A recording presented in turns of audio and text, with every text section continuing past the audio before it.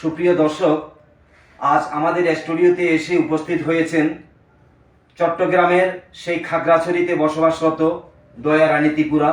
আপনারা দেখতে পাচ্ছেন এই সেই দয়ারানী ত্রিপুরা বারবার মাননীয় প্রধানমন্ত্রী জননেত্রী শেখ হাসিনার কাছে তার জীবন ভিক্ষা চেয়েও তার জীবন নিয়ে তিনি সংকটে আছেন। তার স্বামী মারা যাওয়ার পর থেকে তার বসত ভিটা সহ সন্ত্রাসীরা দখল করে রেখেছে। দয়াময়ী ত্রিপুরা চট্টগ্রামের মাননীয় জেলা প্রশাসক থেকে শুরু করে মাননীয় ডিআইজি, সিএমপি পুলিশ কমিশনার এবং স্বরাষ্ট্র মন্ত্রণালয়ে বারবার লিখিত অভিযোগ দায়ের করেছেন, কিন্তু এই সেই দয়াময়ী ত্রিপুরার কাছে অর্থবিত্ত না থাকার কারণে তিনি তার জীবন ভিক্ষা নিয়ে সংকটে আছেন। এমনকি তিনি খাগড়াছড়ি থেকে পালিয়ে এসে বর্তমানে চট্টগ্রাম শহরের একটি ক্লিনিকে চাকরি করছেন, অথচ তার অর্থবিত্তের অভাব নেই। কোটি কোটি টাকার সম্পদ রয়েছে, তার স্বামীর সম্পদ রয়েছে, কিন্তু কিছুই তিনি তা ফিরে পাচ্ছেন না। আজ সেই দয়াময়ী ত্রিপুরার সাথে আমরা মুখোমুখি হতে এসেছি। তিনি এসেছেন আজ দৈনিক আজকালের দর্পণ এবং দর্পণ টিভির স্টুডিওতে। আমরা সরাসরি লাইভে দয়াময়ী ত্রিপুরার সেই ধারাভাষ্য দেওয়ার জন্য মাননীয় প্রধানমন্ত্রীর দৃষ্টি আকর্ষণ করছি। আপনার কাছ থেকে জানতে চাচ্ছি কি হয়েছিল, আপনার একটু বলবেন কি? আমার প্রথম ঘটনা হলো যে বাউরে 2 দিনের জন্য আমাকে বেড়াতে আনছে। আনার পরে কি করছে, আর আমাকে নেয় না। আমি তবে বাসায় ফিরে গেছি। আমার ননদরা কি নাম সম্রানী, আর ওর নামটা আরেকটা, ও কি করছে আমার বাচ্চাগুলো মেলা মারছে তিনোটা। আমি এগুলো ফসাইয়ে কি করছি, বাসায় যাচ্ছি। আবার মা কয় না, তুমি নিজস্ব স্বামী গ্রহণ করছো, আমরা তোর দায়িত্ব নিতে পারবো না। তখন আমার ভাউরে এসে বলে কি, আমি 50 কাটা দান দিমু, ওরে রাখো, কারণ ওখানে শত্রু বেড়ে গেছে, আমার বোন ওখানে থাকো। আমার ননদকে বলে আর কি। তো মা তারা কয় না, তোমাদের বউ আমরা রাখতে পারবো না, এই ছেলে মেয়ে 3টা আমরা সামাল নিতে পারবো না, তোমাদের বউ তোমরা নিয়ে যাও। এটা করার পরে আমাকে নেয় না, বছরে 10,000 টাকা দিত বর্গা আর কি। দেওয়ার পরে আমার শ্বশুর যখন মারা গেছে, এই সম্পত্তি কিন্তু আমার শ্বশুরের না, এগুলো আমাদের ব্যক্তিগত সম্পত্তি। আমার নানা শ্বশুরকে লালন পালন করছি। আমার বাবা পুলিশ ছিল, যে পুলিশের মেয়ে বলে আমাকে দান কবলে আমার হাজব্যান্ডের নামে দিয়ে গেছে। কেন আমি ওই সম্পত্তিগুলো টিকিয়ে রাখতে পারবো, সেজন্য আমার নানা শ্বশুর মনমোহনে দিয়ে গেছে। এগুলো আমি গ্রামবাসীকে দেখা নাম পরিবর্তন করে আমার হাজব্যান্ড, এরপরে আমার হাজব্যান্ড মারা যাওয়ার পরে এই শুরু হয়েছে আর কি এগুলো সবাই। এখন আপনার বাড়ি ঘর কারা দখল করে রেখেছে? আমার নননে। আপনার নননের নাম কি? এই সম্রানী ত্রিপুরা, সম্রানী ত্রিপুরা, ঝর্ণা ত্রিপুরা। সুপ্রিয় দর্শক, কে সেই সম্রানী ত্রিপুরা, ঝর্ণা ত্রিপুরা? মাননীয় প্রধানমন্ত্রী বারবার তাকে, মাননীয় প্রধানমন্ত্রীর কাছে বারবার তিনি তার জীবন ভিক্ষা চাচ্ছেন।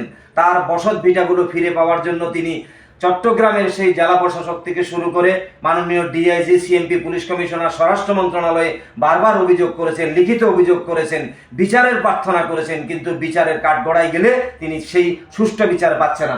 আজ যেহেতু মাননীয় প্রধানমন্ত্রী জননেত্রী শেখ হাসিনা চট্টগ্রামের কর্ণফুলীতে এসেছেন, আমরা সেই চট্টগ্রামের কর্ণফুলী যেখানে তিনি এসে উপস্থিত হয়েছেন, আজ আমরা মাননীয় প্রধানমন্ত্রী জননেত্রী শেখ হাসিনার কাছে দৈনিক আজকালের দর্পণ এবং দর্পণ টিভির পক্ষ থেকে এই সেই দয়াময়ীর জীবন ভিক্ষা চাচ্ছি এবং তার হারিয়ে যাওয়া বসত বাড়ি যেন ফিরে পায়, সেই ব্যবস্থাটি যেন করে দেওয়ার জন্য আপনার কাছে বিনীত অনুরোধ জানাচ্ছি। আচ্ছা দয়াময়ী ত্রিপুরা, আপনার বাড়িঘর এখন কারা দখল করে রেখেছেন? এখন ওই আমার নননে আছে, আমার শাশুড়ি আছে, শাশুড়ি ছেলে মেয়েগুলো তো আমাকে ওখানে গেলে গলা চিপে ধরে চুলে ধরে ফিরিয়ে দেয়। আমি তো এদের সাথে পারি না, এরা পুরুষ, আমি মহিলা, কিভাবে পারবো ওদের সাথে? আর রাত্রে হলো বাড়িতে শুধু দোলা মেলায়, ঘুমাইতে পারি না। আপনাকে নাকি চট্টগ্রাম শহরে ব্যারিস্টার কলেজ এলাকায় আপনি যেখানে একবার আপনাকে মেরে ফেলার করছে, হামলা করছিল। ব্যারিস্টার কলেজ জাত বিল্ডিং যখন থাকতাম, জাত বিল্ডিং থেকে কোরবানের দিন কি করছে, 5টায় ধরে নিয়ে সিএনজিতে উঠাইছে, একটা চিল্লাইলাম, সবাই চিল্লানি চলছে, কিন্তু আমাকে কেউ উদ্ধার করে না। বন্দরে যায় কি করছে, চোখে কি গুলিয়ে দিছে এখানে, তখন আমি বেউস, আমাকে যাইয়া বন্দরে ফেলাই দিছে। ওইটা জাহাজ যখন আসতেছে তখন আমার মুখে পানি পড়তেছে, এখন কি রে আমি কোথায়? তো তখন উঠে গেলাম ওখান থেকে। উঠে যাওয়ার পরে এখন জায়গা তো চিনতেছি না, কি গুলে দিছে, মাথাটা ঝিলমিল করতেছে। উঠে যাওয়া করে আমার বুকেও কাপড় নাই, আমি একটা মিক্সি দিয়ে গেছি। মাননীয় স্বরাষ্ট্রমন্ত্রী, মাননীয় প্রধানমন্ত্রী, আপনার সুদৃষ্টি আকর্ষণ করছি, এমনই একজন অসহায় অনাথ মহিলাকে বাসা থেকে অপহরণ করে নিয়ে গিয়ে নির্মম নির্যাতন শেষে পাশবিক নির্যাতনের পর হত্যার পরিকল্পনায় ব্যর্থ হয়ে তার বাসা থেকে চট্টগ্রাম শহরের সিপিজেড এলাকায় যেখানে বসবাস করেন জাহিদ বিল্ডিং ব্যারিস্টার কলেজের ভিতরে, এখান থেকে প্রায় 5 কিলোমিটার দূরে তাকে অপহরণ করে নিয়ে একটি নির্জন স্থানে বন্দর এলাকায় নিয়ে তাকে সেখানে ফেলে দেওয়া হয়েছিল। এই সেই দয়াময়ী, কি তার অপরাধ মাননীয় প্রধানমন্ত্রী আপনি শুনুন তার কাছ থেকে, বলেন। তারপর আবার কি নাম ওখান ওইটার পরেও অনেক হামলা হয়েছে, ওইদিকে যাইতে পারি না, রাস্তায় দৌড়ছে, বালু মেলা মারছে, চোখে কাউকে দেখি না। একটা লোক দেখছি বাইতে করে চাকমা, ওরা পালাইছে। ওরা কি করছে, আমাকে ওখানে বন্দি করে রাখছে। রাখার পরে সব মাথা বালু টালু এখন বন্দি করে রাখার পর ওরা যখন ঘুমিয়ে রয়েছে, আমি ওদেরকে ফাড়া কিনে করে ফার করে আমি আপনি কি সেখান থেকে পালাই চলে আসছেন? রাত্রিবেলা আপনি সেখান থেকে পালাই চলে যাচ্ছি। আসার পরে আমাকে এমন একটা মার দিছে, আমি তো হরি কৃষ্ণ, আমি কি অপরাধ করছি, আমাকে ধরিয়া এগুলো আমি কুতিমুতি হয়ে পারি, আমার সম্পদ তো আমি খাচ্ছি না, ওরা খাচ্ছে, আমাকে যেন এভাবে লাগাচ্ছে। আমি তো আপনি এই বিষয়ে প্রধানমন্ত্রীর কাছে কিছু বলেন। আমি প্রধানমন্ত্রীকে তো বারবার এদের বিষয় দিচ্ছি, ডিএবির কাছে খুব, ওখানে যে ফেরত এসে চলে আসে পরে আবার এটা চুপ। মানে আপনি কোনো বিচার পাচ্ছেন না, এত অভিযোগ করার পর বিচার পাচ্ছেন না? গ্রামে দিছি কারবারির কাছে, কয়েক মাস টাকা দেবে, এরপরে আবার বদ্ধ করবে।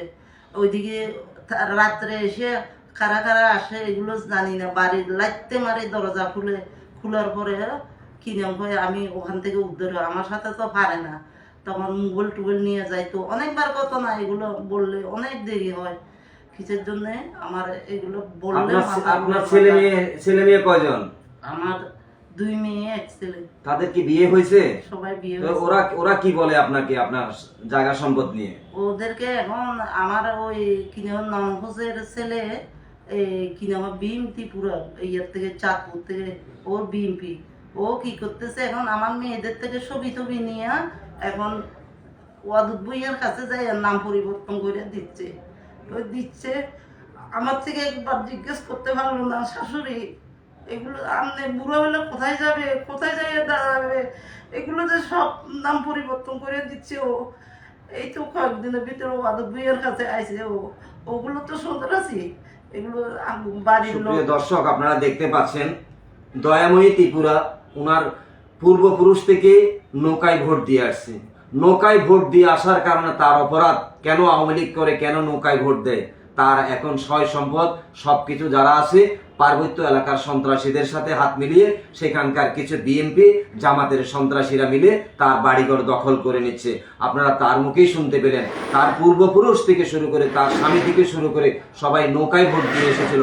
একমাত্র প্রধানমন্ত্রী জননেত্রী শেখ হাসিনা, আপনার পিতা বঙ্গবন্ধুকে ভালোবেসে ডিজিটাল বাংলাদেশকে রূপান্তরিত করার লক্ষ্যে আপনার সকল উদ্যোগকে স্বাগত জানিয়ে মাননীয় প্রধানমন্ত্রী জননেত্রী শেখ হাসিনা আপনাকে ভোট দেওয়ার অপরাধে বাংলাদেশে একজন সংখ্যালঘু সম্প্রদায়ের দয়াময়ী ত্রিপুরা কিভাবে নির্যাতিত হচ্ছে তার মুখেই শুনুন। এখন কি আপনি কি তাকে রক্ষা করার দায়িত্ব আপনার কি আছে নাকি নেই, সেই বিষয়ে আপনি পদক্ষেপ নেবেন এবং আপনার ঊর্ধ্বতন কর্মকর্তাদের আপনি বিষয়টি কি অবগত করলে মাননীয় জেলা প্রশাসক কিংবা সিএমপি পুলিশ কমিশনার ডিআইজি মহোদয় দ্রুত গতিতে ওনার বাড়িঘর সয় সম্পদ ফিরিয়ে দিয়ে ওনার জীবন জীবিকা এবং জানমাল রক্ষার জন্য বিশেষ ভূমিকা নেবে বলে আমরা বিশেষভাবে আপনার কাছে জোর দাবি জানাচ্ছি।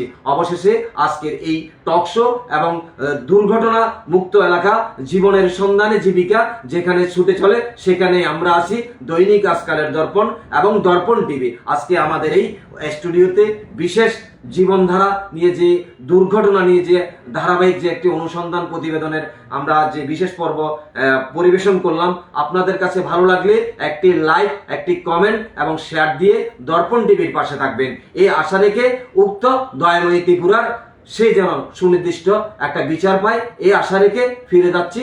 সবাই ভালো থাকবেন।